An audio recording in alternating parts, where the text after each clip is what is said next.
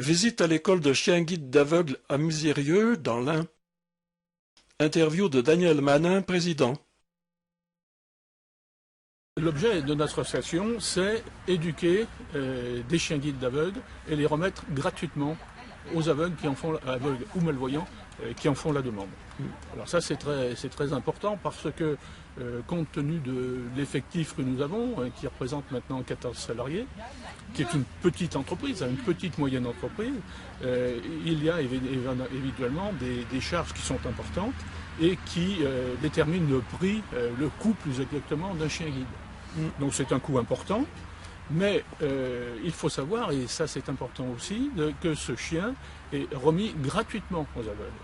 Gratuitement parce que bien souvent, les gens qui nous sollicitent ou qui ne nous sollicitent pas quelquefois, croient que ce chien doit être payé.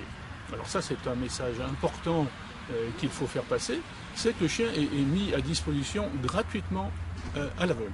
Ça c'est la première des choses. Deuxième chose, c'est que pour bien entendu financer tous ces travaux, tous ces salaires, eh bien nous avons la chance d'être reconnus, notre association est reconnue de bienfaisance et d'assistance, qui nous permet de faire appel à la générosité publique.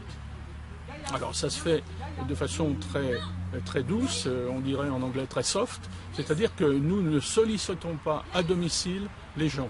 Et ça, ce qu'il faut bien savoir, c'est que c'est notre charte de déontologie qui nous l'interdit. Nous n'allons pas à domicile solliciter les gens, pas plus que nous les sollicitons par téléphone.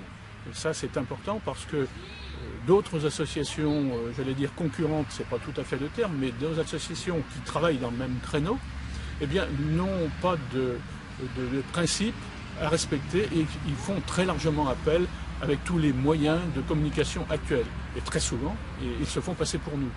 Et donc nous insistons bien, nous ne sollicitons pas les gens ni par téléphone, ni à domicile. Les activités sont de deux ordres, d'ordre administratif d'une part, qui est géré par un secrétariat, et puis une tâche disons plus technique, plus en relation avec le chien guide, qui est constitué par le chenil où nous nous trouvons actuellement et dans lequel donc travaillent nos éducateurs. La partie administrative, il y a deux secrétaires, une secrétaire administrative et une secrétaire comptable. Et puis dans la partie technique qui est la plus importante en nombre, il y a donc un directeur technique, Martial Hercher, et puis il y a ensuite des éducateurs qui sont au nombre de 5, et ensuite il y a 3 élèves éducateurs donc, qui sont en formation.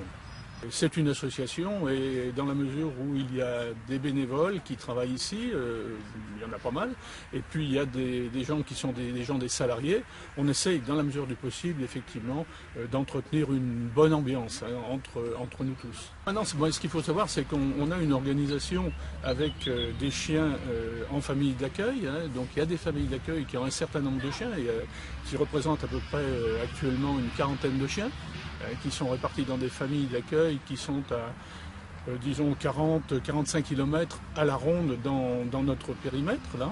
Et puis il y a les chiens qui sont en éducation proprement dite et qui sont ici.